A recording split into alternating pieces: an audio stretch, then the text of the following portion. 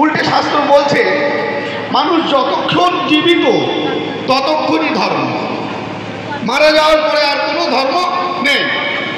দক্ষ সংহিতায় যিনি দক্ষ, সেই দক্ষ প্রজাপতি পরিষ্কারভাবে বলছেন যে যতদিন জীবিত থাকবে মানুষ তত সময় ধর্ম, মরার পরে আর কোনো ধর্ম নেই। তার আমরা গন্ডগোল করছি জীবিত থাকতে না, ঠিক মরার পরে। এই গন্ডগোলটা যদি আমরা করতাম যে একটা ছেলে তার বাবাকে খেতে দিচ্ছে না, মাকে খেতে দিচ্ছে না, সঙ্গে সঙ্গে গিয়ে তার আমরা টুটি টিপে ধরতাম, এই তুই খেতে দিবি না কেন, এটাই তোর দেওয়া কর্তব্য। মরার পরে তুই আর কি আমরা মানুষের খেতে দিস না দিস, তুই অন্তত সেই টাকা দেবো, আপনারা খাতি দেব। আমরা ঠিক তার উল্টোটি করে চলেছি। মরার পরে কি হবে, কোন গতি প্রাপ্ত হবে তার, আমরা সেই এক অনিশ্চিতের পথে হেঁটে চলেছি। খুব দুঃখ লাগে এই বিষয়গুলো যখন ভাবি। আমাদের মধ্যে থেকে মানুষ শিক্ষিত হচ্ছে, এখন চাকরি করছে, বিভিন্ন স্তরে বিভিন্ন স্থানে তারা বসবাস করছে, বিভিন্ন চাকরির বিভিন্ন স্তরে তারা যাচ্ছে, পৌঁছাচ্ছে। কিন্তু যে বিষয়টি আমার গুরুচাঁদ ঠাকুর চেয়েছিল, এই শিক্ষার সাথে সাথে সমাজের উন্নয়ন যেমন হবে, তেমন দেশ এবং দশের উন্নয়ন এরা করতে পারবে। এরা নিজের সংসারের উন্নয়ন তো করছে, সাথে নিজের সমাজের যে সামাজিক উন্নয়ন করতে হবে সেটা কিন্তু ঠিক করে উঠতে পারছে না। কারণ আমার সমাজের মানুষ আমরা পিছিয়ে রয়েছি সেই আজ থেকে কিছু না হলো আরো 200 বছর আগে। কেমন গুরুচাঁদ ঠাকুর আমাদের বারবার বলেছে, বাবা শিক্ষিত হও। গুরুচাঁদ ঠাকুরের সময়ের শিক্ষা কেমন ছিল? তখন শাস্ত্র অধ্যয়ন করে মুখস্থ করে সেই শাস্ত্র আবার লিখতে হতো। অর্থাৎ শাস্ত্রের মধ্যে কি আছে, যে লেখাপড়া করতো, যে টোলে পড়তো, সে কিন্তু জানতো, তাই না? অর্থাৎ শাস্ত্রের মধ্যে আমাদের কতটুকু অধিকার আছে, এই শাস্ত্র আমাদের আসলে কি দিতে চেয়েছে আর আমরা কি করে চলেছি, এইটা এরা বুঝতে পারবে। এইটা যখন এরা বুঝতে পারবে তখন এরা নিজস্ব ভালো মন্দ বুঝবে, কুসংস্কার থেকে দূরে সরে আসবে। উদ্দেশ্য এখানে। সাথে আমি যখন লেখাপড়া শিখবো আমার তো উন্নতি হবেই, আমার তো চাকরি পাবো। আমি যখন চাকরি পাবো আমার পরিবার বাঁচবে, আমার পরিবার যখন বাঁচবে তাহলে আমি আর একটু সময় পাবো, আমাকে দেখে আমার সমাজের মানুষ আরও অনুপ্রাণিত হবে, তারাও তার ছেলে মেয়েকে শিক্ষিত করে আমার মতো বাঁচতে চাইবে। উদ্দেশ্য এখানে ছিল গুরুচাঁদের।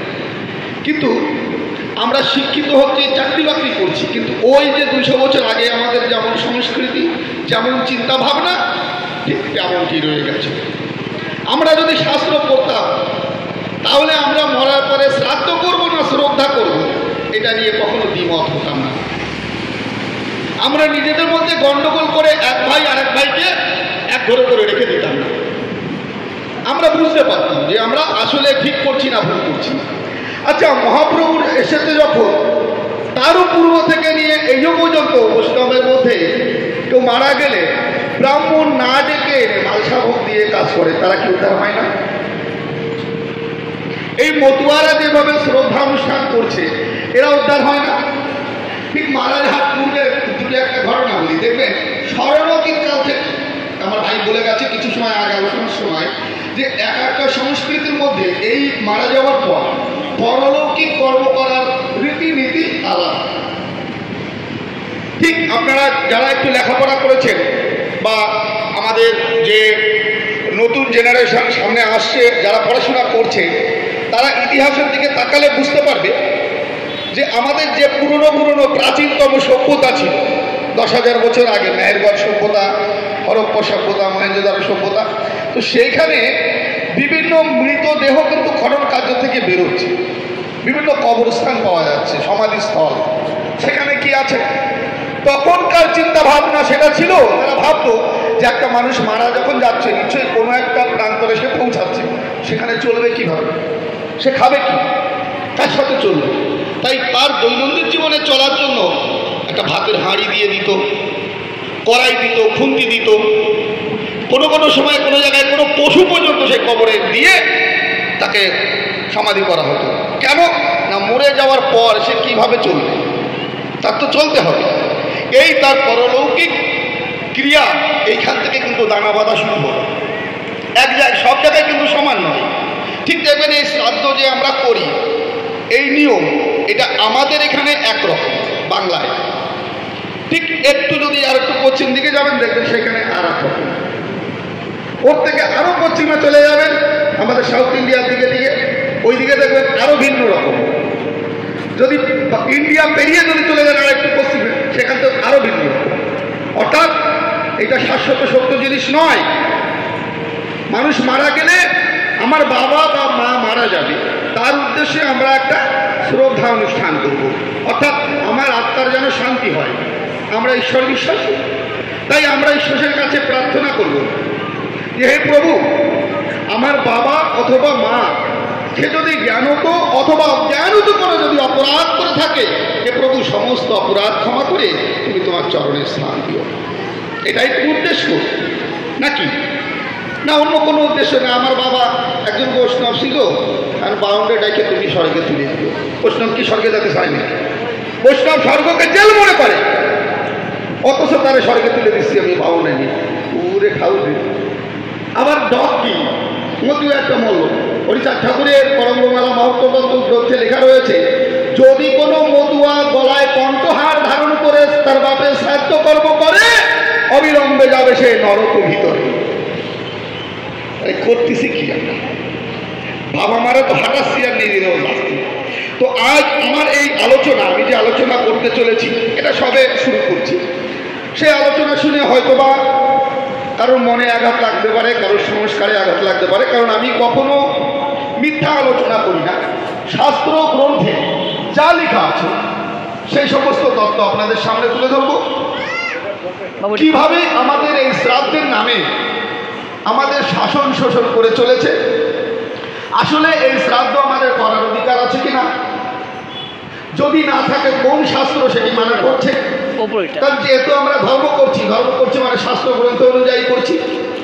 শাস্ত্র ছাড়া ভগবান আছে নাকি? দিও চাইলে আমরা কৃষ্ণের কথা বলি, রামের কথা বলি, হরিচাঁদের কথা বলি, আর গৌরাঙ্গের কথা বলি, যার কথাই বলি শাস্ত্রে তার কথা আমরা পাই। শাস্ত্রের মধ্যে না থাকলে আমরা কোনোদিন তারা নিয়ে টাকাটা কি করতে যেতাম না। তাহলে আমাদের এই যে শ্রদ্ধা কর্ম আদি এগুলো শাস্ত্রের বিহিত কর্ম। তো সেই শাস্ত্র কি বলছে? শ্রাদ্ধ আমরা যে করব তা করার বিধান কি, কিভাবে করতে হবে, আমাদের আসলে শ্রাদ্ধ করার প্রয়োজন আছে কিনা, এই যে ব্রাহ্মণ দিয়ে আমরা শ্রাদ্ধ করি তা আসলে এই ব্রাহ্মণ দিয়ে করা যাবে কিনা, করলে কিভাবে করা যাবে, বৈষ্ণব মতে শ্রাদ্ধ করা যায় কিনা, মতুয়া মতে শ্রদ্ধা অনুষ্ঠান হয় কিনা, আজ এ বিষয়ের পরে একটু আলোচনা করব। কারণ আমাদের মানুষ এ বিষয়ে একদম জানে না। আমরা জানি না বলেই আমরা আমাদের মধ্যে মারামারি, হানাহানি, ভাগাভাগি করা শুরু করে দিয়েছি। আচ্ছা, একই এলাকায় দুই রকম কাজ চলবে তো ভালো কথা না, তাই না? আমরা মনে করুন এইখানে এই পণ্ডিতপুর এলাকায় আমাদের যে ভাইয়েরা রয়েছে আমরা সবাই একই মানুষ। সেই মানুষের মধ্যে কেউ দেখছি ব্রাহ্মণ দিয়ে এনে শ্রাদ্ধ করছে, কেউ মতুয়া মতে শ্রদ্ধা করছে, আবার কেউ বৈষ্ণব মতে মালসা ভোগ করছে। এখন কথা ভাই, এই দুটো তিনটে মত চলবে কেন? তাহলে কি আমরা এক জায়গায় বসতে পারি না? সবাই মিলে এক জায়গায় বসে কিছু একটা চিন্তা ভাবনা করি, আলোচনা করি যে ভাই কোন নিয়মটা ভালো আর কোনটা ভালো না। আরে তিনটে নিয়মই তো সঠিক হতে পারে না, কোনো একটা নিয়ম নিশ্চয়ই ওর মধ্যে গোজামিল আছে। তাহলে আমরা বসে এক জায়গায় আলোচনা করি যে ভাই আমরা সবাই মিলে তুই একরকম ও একরকম এরকম করবো না। তাহলে আমরা যেভাবে একরকম কাজ করতে পারি তাই করতে হবে, কোনটা ভালো অসো আমরা আলোচনা করি। এটার জন্য আমি বিগত 3 মাস আগে এখানে এসেছিলাম, এই মার সঙ্গে কথা বলছিলাম যে যদি কারোর মনে হয়, আজও আমি একই কথা বলি, যদি কারোর মনে হয় যে আমরা শ্রাদ্ধ করব ব্রাহ্মণ দিয়ে, তার আমরা উপযুক্ত প্রমাণ আমরা দিতে পারি যে শ্রাদ্ধ করাই শেষ কথা, তাহলে তাদের সঙ্গে আমরা আলোচনায় বসতে চাই, শুনতে চাই, জানতে চাই যে সত্যি যদি শ্রাদ্ধ করাটা শ্রেষ্ঠ হয় তা আমরা এসব করবো কেন? মালসা টালসা 2 টাকায় দিয়ে শ্রদ্ধা বাদ দিয়ে শ্রাদ্ধ করবো, মিটে গেল।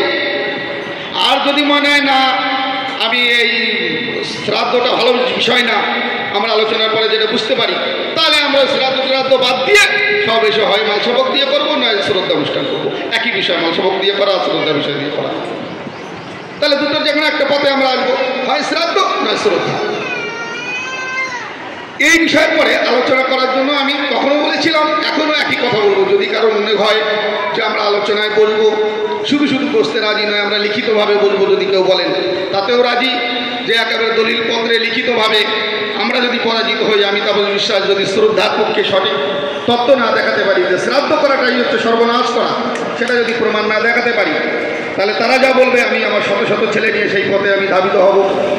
আর তারা যদি সেই উপযুক্ত প্রমাণ, উপযুক্ত তত্ত্ব যদি দেখাতে না পারে, তাহলে তারা সকলে সব কিছু পরিত্যাগ করে আমাদের এই ভক্তির পথে ধাবিত হবে। তারা সেটা বলুন। কারণ এক জায়গায় গণ্ডগোল তো ভালো কথা না রে বাবা, আমরা গণ্ডগোল চাই না, মারামারি চাই না, হানাহানি চাই না। তাহলে আমরা শাস্ত্রে কি আছে সেই দিকে ধীরে ধীরে প্রবেশ করব। মূল কথা, যদি আপনারা হরিভক্তি বিলাস করে থাকেন, আমাদের গোপাল ভট্টের রচিত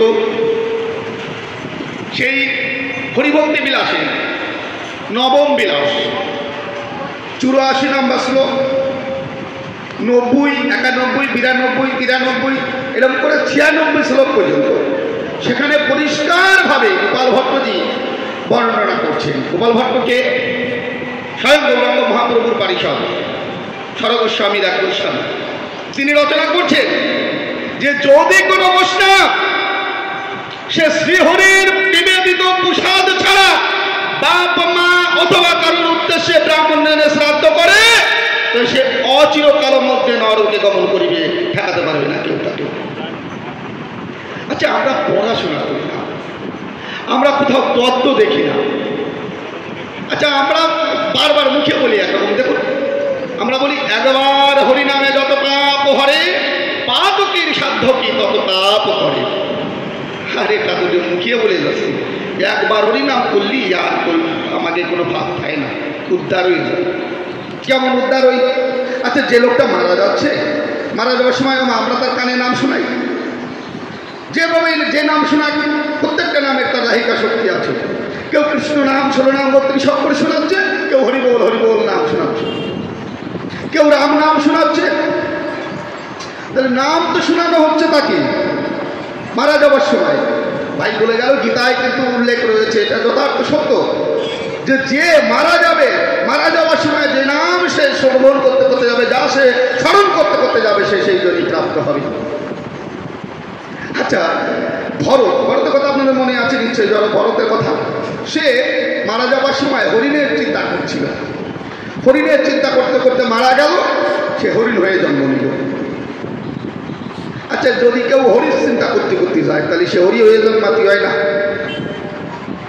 হরিণ লোকে যাবে কেন? হরিণ হয়ে চিন্তা করতে করতে যদি জন্মাই আমি হরিণ হতে পারি, হরির চিন্তা করতে করতে কেন হরি হতে পারবো না?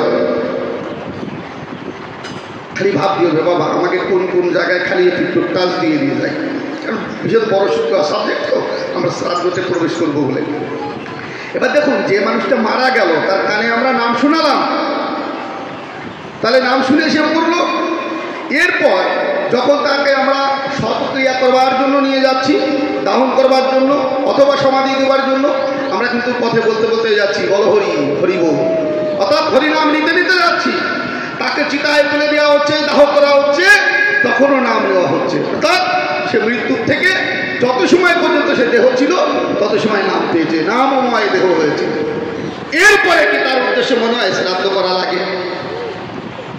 একবার নাম নিলে তার শ্রাদ্ধ করা লাগে না, মোটামুটি সরাসরি উদ্ধার হয়ে যায়। আচ্ছা, তার কি আর শ্রাদ্ধ করা লাগে? আপনাদের অজামিলের গল্পের কথা মনে আছে? অজামিল এক ভক্ত, সে যদিও পরে ভক্ত হয়েছে, সে ছিল একজন প্রথম দস্যু ব্রাহ্মণ।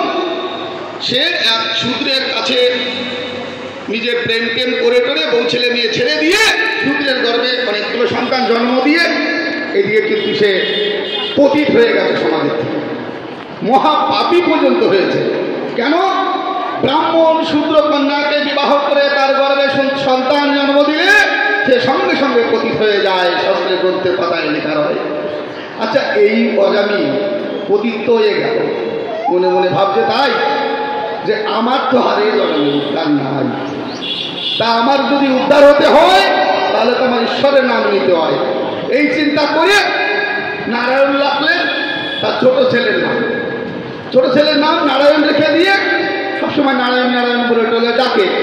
এই সময় অজামিল কিন্তু যখন মরণাপন্ন অবস্থা, সেই সময় কিন্তু সে তার পুত্রকেই ডাকছে, ভগবানকে ডাকছে না, তার পুত্রকে ডাকছে, নারায়ণ নারায়ণ কোথায় তুমি বাবা, আমার কাছে এসো। এই নাম করতে করতে সে কিন্তু মারা গেল। মারা গেলে যমদূত এসছে একদিকে, 4 জন যমদূত, আর একদিকে স্বয়ং বৈকুণ্ঠ ধাম থেকে নারায়ণ দূত চলে এসছে। এসে দুজনের মধ্যে হানাহানি মারামারি বেড়ে গেছে। যমদূতরা বলছে না না মহাপাপ, এই জায়গাটা জমালয়। আর বৈকুণ্ঠ ধাম থেকে যে নারায়ণ দূতরা এসছে তারা বলছে না না কি করে হয়, এ তো নারায়ণ নাম করতে করতে মরেছে, তাহলে এই এক্ষুনি বৈকুণ্ঠে যাবে। অবস্থা আমি এখানে কোথায় গেল সেই গল্প না, আমি দিচ্ছি উদাহরণ, নামের গুণ। নামের গুণে স্বয়ং বৈকুণ্ঠ থেকে বৈকুণ্ঠের অধিপতির যে দূত তারা পর্যন্ত নেমে আসে, প্রমাণ পাচ্ছি আমরা। তাহলে সেই নাম নিতে নিতে যে মরে, সেই নাম যার কণ্ঠে শ্রবণ করানো হয়, তার উদ্দেশ্যে কি শ্রাদ্ধ করা যায়? আমরা তার উদ্দেশ্যে কি করতে পারি? ওই প্রথমে বললাম, আমার বাবা বা মা যেই মারা গেছে তার উদ্দেশ্যে আমরা শ্রদ্ধা করতে পারি। আমি ঈশ্বরের কাছে প্রার্থনা করতে পারি, হে প্রভু আমার বাবা বা মা যদি অন্যায় করে থাকে তার সমস্ত ভুল ত্রুটি ক্ষমা করে দিও, কারণ সে তো আমার বাবা মা, আমার চোখে তো অন্যায় করিনি, হে প্রভু তোমার চোখে করতে পারে। আচ্ছা এটা আমি একা একা ডাকবো, একা ডাকলে কি ভালো হয়? তাই আমি কি করব, আমার এই সমাজে সাধু মুসাই বৈষ্ণব যারা আছে তাদেরকে আহ্বান করে নিয়ে আসবো। ভগবান বলছেন ভক্ত আমার মাতা পিতা, ভক্ত আমার গুরু, ভক্ত আমার নাম রেখেছে বাঞ্ছা কল্পতরু। এই ভক্ত যদি খাওয়ায় তবে আমি খাই, ভক্ত যদি আমাকে উপবাস রাখে তবে আমি উপবাসী যাই। তিনি ভক্তের কাছে এত টাকা, তাই তো আমি ওই ভক্তদের আহ্বান করে নিয়ে আসি, হে ভক্তগণ আপনারা একটু কৃপা করে আমার বাড়িতে আসবেন, আমার বাবা বা মা সে কত হয়েছে, সে যেন সেই শ্রীহরির পাদ পেতে পারে, তাই আপনাদের আহ্বান করছি, কারণ ভক্তের কথা ভগবান ফেলতে পারে না।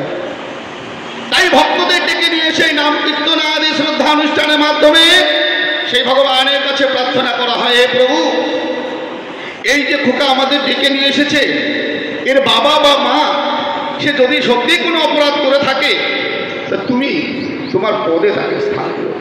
আচ্ছা এই ভগবানের পদে ডাইরেক্ট যারা স্থান দিতে পারে তাদের ডাকবো, নাকি যারা ওই মন্ত্র হরিয়ে আসলে স্বর্গে পাঠাতে পারবে কিনা একটু ঘরে হাসলে দেখবো, তাদের ডাকবো। মানে কি আমরা মুখী বলি কাজের বেলায় আবার আমরা আমাদের কিন্তু পরিবর্তন করে ফেলেছি। আবার অনেকে বলে না না পূর্বপুরুষের পদ তো পূর্বপুরুষের পয়সা সারা যায়। বাবা আমরা কিন্তু যেটা যেটা বুঝেছি পূর্বপুরুষের করাটা আমাকে ভুল, পূর্বপুরুষের বললে ইচ্ছাই কর যদি করি আমাকে ক্ষতি হবে, আমরা কিন্তু ফাটাই ফেলেছি। আর যেটা বুঝতে পারিনি এখনো সেটা ফাটাই পারিনি। কেমন আমাদের পূর্বপুরুষ আগে কিন্তু ওই মাল কাঁসা দিয়ে গামছা ভরিয়ে মাঠে খাটতো, স্কুল টু স্কুলে যেত না। আমরা কি তাই করি নাকি এখন? পূর্বপুরুষের রীতি কিন্তু ফাটাই ফেলেছি যে ওইভাবে যদি খাটতি হয় তাহলে কিন্তু আর সমাজে টিকা যাবে না, আর কোনোদিন চাকরি বাকরি সলমেয়ে পাবে না, আমরা কোনোদিন বড় লোক হতে পারবো না। আমরা কিন্তু আর ওই পূর্বপুরুষের পথ কিন্তু যাচ্ছি না, ত্যাগ করে দিয়েছি যে আমি মাল কাঁসা দিয়ে খাটা যাবে না।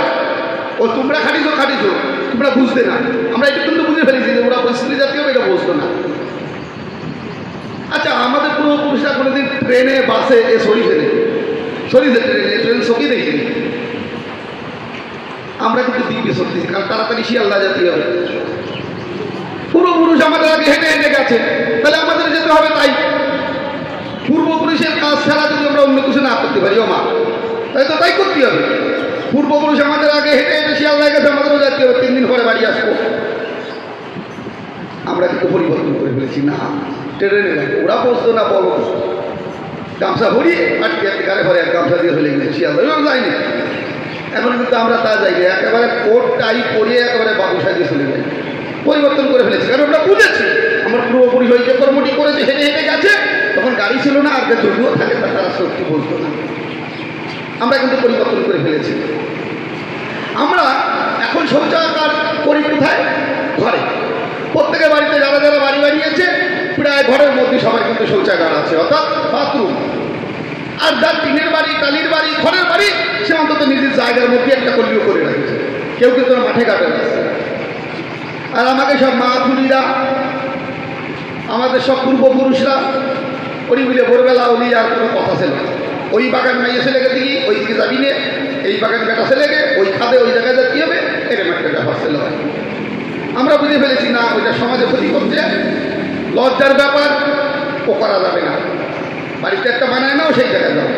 অর্থাৎ আমাদের ভালো হতে আমরা বুঝে ফেলেছি, পূর্বপুরুষ করেছিল বলে আমারও করতে হবে, আমার বউ ছেলে মেয়ে ওই মাঠে যাবে, আমরা কিন্তু কেউ বলি না।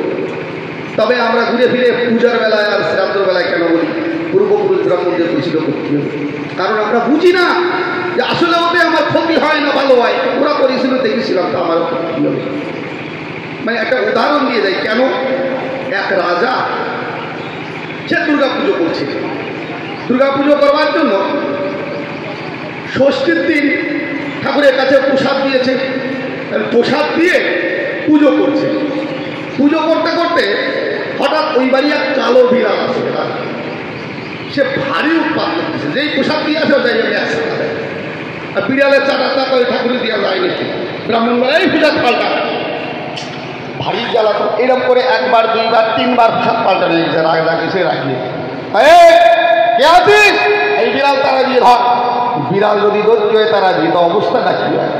সারা বাড়ির মানুষ দৌড়াদৌড়ি লাগে না, সারা বাড়ি ভরে মানুষ দৌড়াদৌড়ি করিয়ে ওই বিড়াল কিন্তু খাওয়া দিয়ে ধরেছে, দেখে পায়ে জুড়িতে ডাকে রাখ, জুড়িতে ডাকে রেখে দিয়েছে।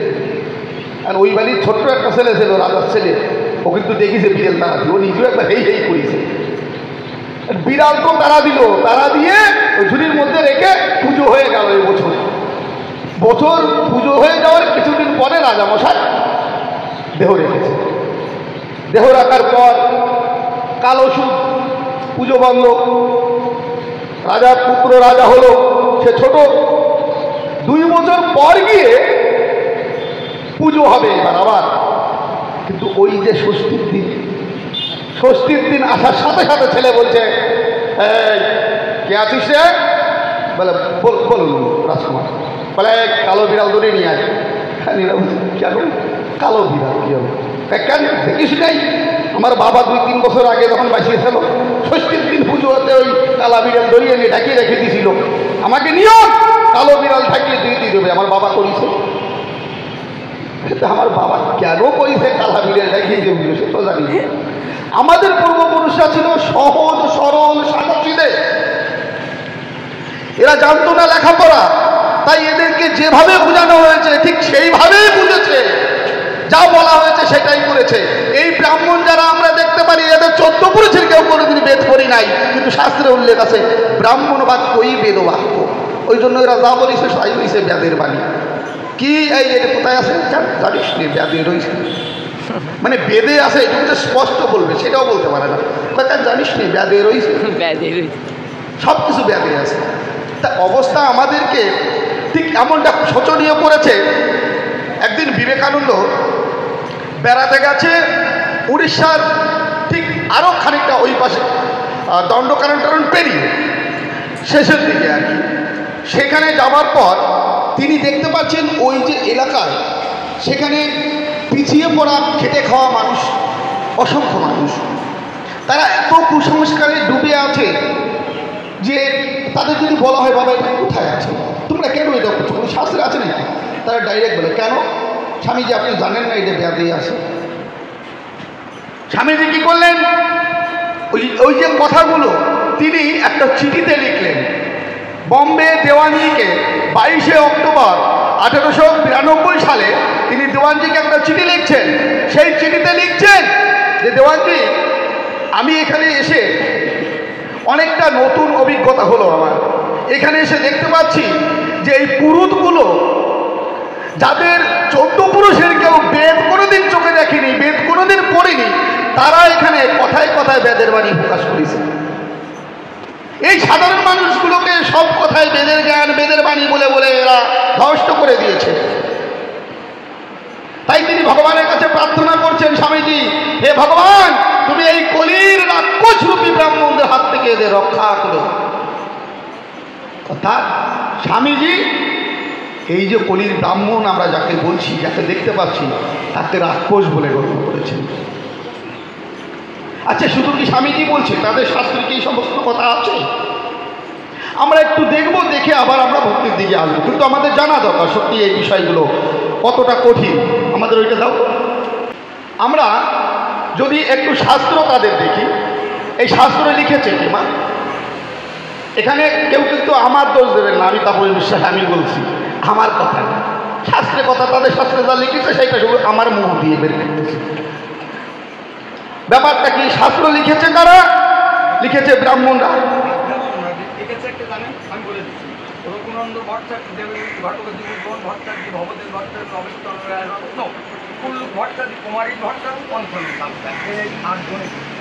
হ্যাঁ অবাক, আপনি যেটা বললেন সেটা হচ্ছে পরবর্তীকালে এসে স্মৃতি গ্রন্থ, এটা পরে। এবার তারও আগে আমি সেটাই যাব, মূল পুরনো যে গ্রন্থ, তারা যে গ্রন্থ থেকে লিখেছে সেটার কথাই বলছি। আমরা সেগুলোই পড়ে, ওদেরটাও পড়া আমাদের। এবার বিষয়টা হচ্ছে, তাহলে শাস্ত্র গ্রন্থ লিখেছে কারা? লিখেছে ব্রাহ্মণরা। নমশূদ্ররা কেউ শাস্ত্র লিখেছে নাকি? লেখেননি। এই যে বাবা কতগুলো নাম বলে গেল, সবগুলোই হচ্ছে ব্রাহ্মণ। এগুলো স্মৃতিশাস্ত্র যারা লিখেছে, অর্থাৎ নিয়ম কানুন আদি লিখেছে তাই। তো ওগুলোর একটাও দুঃখের বিষয় শাস্ত্র বলে গণ্য হয় না, শাস্ত্রের মধ্যে পড়ে না। যাই হোক, তো এইবার কি কি শাস্ত্র হবে, কোনটা কোনটা শাস্ত্র হবে, আমরা সেদিকে যাবো। কিন্তু ওই স্বামী বিবেকানন্দ কেন বলি ব্রাহ্মণকে রাক্ষস হবে, ও কোনো শাস্ত্র কি বলছে নাকি? তাদেরই লেখা, অত ওই ব্রাহ্মণদেরই লেখা শাস্ত্র দেখবো। হ্যাঁ বলছে, কোথায়? দেবী ভাগবত। দেবী ভাগবতে পরিষ্কার ভাবে লিখেছে, 6ষ্ঠ স্কন্ধ 11 অধ্যায় 42-43 নম্বর শ্লোকে পরিষ্কার ভাবে লিখছে। কি বলছে ওখানে? বলছেন পূর্বে যাহারা, অর্থাৎ সত্য ত্রেতা দাপর কলি, এই কলি যুগের পূর্বে অন্য অন্য যুগে, বলছে পূর্ব যুগে যাহারা রাক্ষস বলিয়া গণ্য ছিল, এই কলি যুগে তাহারা ব্রাহ্মণ রূপে জন্মগ্রহণ করিয়াছে। তাহলে কোথায় বলছে? দেবী ভাগবতে 6ষ্ঠ স্কন্ধ 11 অধ্যায় 42-43 নম্বর শ্লোকে পরিষ্কার ভাবে ঘোষণা করছে, এই ব্রাহ্মণরা, এই ব্রাহ্মণের কথা কি? সত্য ত্রেতা দাপর এই যে 3 যুগে যত রাক্ষস ছিল, কলিতে সমস্ত রাক্ষস ব্রাহ্মণ হয়ে জন্ম নিল। তাদের চরিত্র কেমন, তাদের ক্যারেক্টার কেমন, কি বলছেন এই বিষয়ে? এই বিষয়ে বলছে, কলির ব্রাহ্মণ মাত্রই প্রায় পাষণ্ড মত অনুবর্তী, জনগণের প্রবঞ্চক, মিথ্যাবাদী, বেদুক্ত ধর্মবিহীন, দাম্ভিক, অলৌকিক ব্যবহার কার্যে সুচতুর, অভিমানী এবং শূদ্র সেবায় নিরত। তাহলে এই যে কলির ব্রাহ্মণ, এদেরকে রাক্ষস বলা হচ্ছে। আচ্ছা, শুধু এই বলছে? আমরা দেখব চৈতন্য ভাগবতের কথা। হ্যাঁ, চৈতন্য ভাগবতে শ্রী বৃন্দাবন গোস্বামী তিনি লিখছেন যে এই কলিতে পূর্বের মতো ঠিক ওই একই কথা বলে যাচ্ছে, যে পূর্বের যত ছিল পাষণ্ড, তারা সকলে এই কলিতে রাক্ষস হয়ে জন্ম নিয়েছে সুজনকে নিন্দা করবার জন্য। অর্থাৎ এই যে সুজন, অর্থাৎ ঠাকুরের ভক্তজন যারা, সুজন আর পূজন, অর্থাৎ এই যে সুজন ভক্ত যারা, বৈষ্ণব যারা, তাদেরকে নিন্দা করবার জন্য পূর্ব যুগের যত রাক্ষস এই কলিতে ব্রাহ্মণ হয়ে জন্ম নিয়েছে। তারা সব পাষণ্ড। আচ্ছা, এই তো রাক্ষস গেল। এই ব্রাহ্মণ, এই যে ব্রাহ্মণ দিয়ে আমরা যদি এত কিছু জানার পরে আমরা নাম করলাম, নাম করলে আমাদের মুক্তি হয়ে যায়, আর কিছু লাগে না, একমাত্র ভক্তি সর্বশ্রেষ্ঠ, এত কিছু করার পরেও মনে একটা প্রশ্ন লাগে, তারপরে ও ব্রাহ্মণ না লিখি হয় লিখি। ঠিক যারা এই চিন্তা করে তাদের জন্য একটু বার্তা দেবো। যদিও ব্রাহ্মণ দিয়ে শ্রাদ্ধ অনুষ্ঠান, শ্রদ্ধা, পুজো পার্বণ এইগুলো করার অধিকার শুধুমাত্র দ্বিজাতি বর্গে। ব্রাহ্মণ, ক্ষত্রিয়, বৈশ্য, শূদ্র, এই যে বৈশ্য পর্যন্ত, ব্রাহ্মণ, ক্ষত্রিয়, বৈশ্য, এই যে 3 বর্ণের মানুষ, এই 3 বর্ণের মানুষ যারা ব্রাহ্মণ দিয়ে পূজা পার্বণ শ্রাদ্ধ কর্ম করবে তারা। বাকি শূদ্র বর্ণের মানুষ যারা, এরা যদি ব্রাহ্মণ আনেও, তাহলে ব্রাহ্মণ তার বাড়িতে তার কোনো আসনে বসবে না, বাড়ি থেকে আসন নিয়ে আসবে, ভালো করে ধৌত পরিষ্কার জায়গায় বসবে। ব্রাহ্মণ যা করবে করবে, কিন্তু শূদ্র কোনো মন্ত্র উচ্চারণ করে কোনো পুজো পার্বণ শ্রাদ্ধ কর্ম আদি করবে না। এইবার আমরা কি শূদ্র নাকি? আমার তার থেকেও কয়েক গাঁট নিচে আমাদের বলা হচ্ছে পঞ্চম বর্ণ চণ্ডাল। তাদের শাস্ত্র অনুযায়ী এই যে নিচু বর্ণ শূদ্র, শূদ্রের ঔরসে ব্রাহ্মণীর গর্ভে যে পুত্র জন্মায় সেইটাই চণ্ডাল। আর আমরাও তাও মানিয়ে নিয়েছিলাম এত জন্ম যে চণ্ডাল বলে। মানে কি মজা! আমরা সংখ্যায় কত? আমরা সংখ্যায় এই বাংলায় যদি আমরা ধরি আমরা 27%, আর এই ব্রাহ্মণ কত? তাহলে 5% সারা বাংলা মিলে। তাহলে ভালো করে বুঝবেন। ঠিক ওই সময় আমি একটু নিন্দা করে যাচ্ছি এই যে আমাদের জন্ম সম্পর্কে যে জঘন্য একটা কথা তারা বলে, সেটা কি বলে না, ওই যে শূদ্রের ঔরসে ব্রাহ্মণীর গর্ভে জন্মানো পুত্র চণ্ডাল। আমরা তাই যদি হয় তাহলে আচ্ছা আপনাদের মনে হয় ওই যে আরো কয়েক হাজার বছর আগে ওই ব্রাহ্মণরা তাদের বউরা কি ফতেঘাটে সারিয়ে দিয়ে থাকতো? মনে হয় যে শূদ্ররা আসতো তখন সারি গরুর মতো ফাল দিয়ে চলে যেত। তাই তো গুটিখানেক চণ্ডাল বেরোইছে, এত চণ্ডালের জন্ম হয়েছে। 5%, 27% জন্ম দেয় কি করে? মানে শুধুমাত্র মিথ্যা ছলনার দ্বারায়, চাতুরির দ্বারায় এই চণ্ডাল জাতিকে অপমান করা হয়েছে। চণ্ডাল ভারতের একটা সম্ভ্রম জাতি। এই চণ্ডালের বংশের সম্রাট চণ্ডাল অশোক জন্মগ্রহণ করেছিলেন, যে ভারতবর্ষের এখনো পর্যন্ত বিখ্যাত সম্রাট। আমরা জানি না আমাদের ইতিহাস, কোথা থেকে আমাদের জন্ম হলো। আমাদের একজন ছোট জাতি বলেছে, আমরা ছোট হয়ে গেছি, তাই ভাবে আমরা চলেছি। আচ্ছা আমরা আমাদের কথা বাদ দিয়ে একটু শাস্ত্রের কথা দেখে দিই।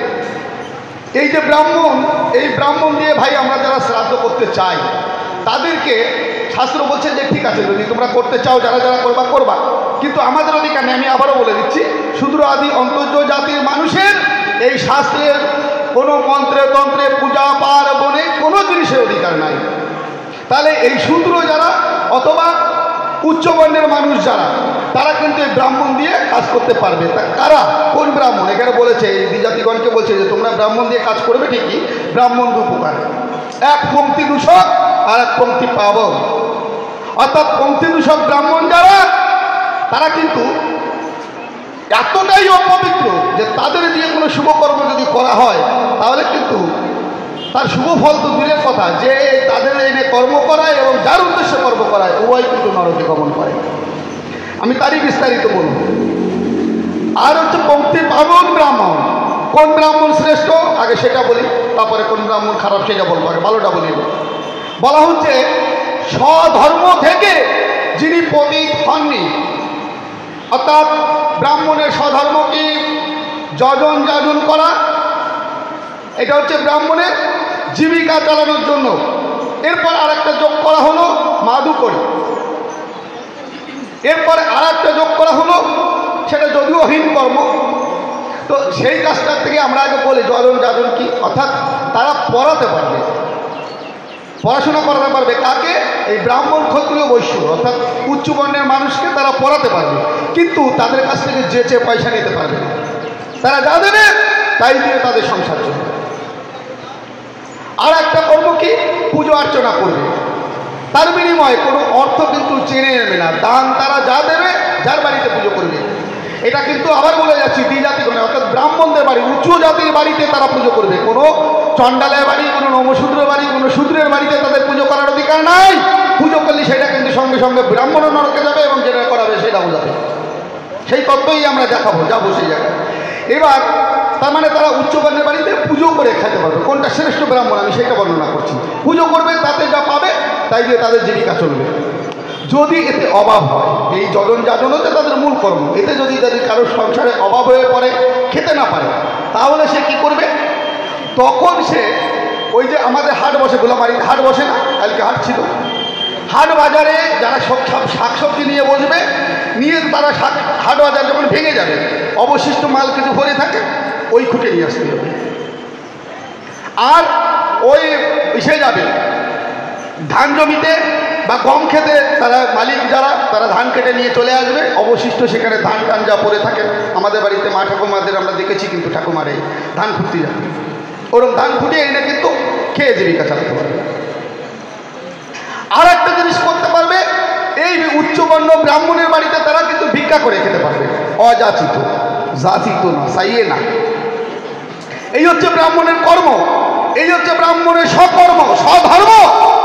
এই কর্ম থেকে যারা পতিত হয় তারা সবকটা পতিত ব্রাহ্মণ, তারা পঙ্ক্তি দূষক ব্রাহ্মণ।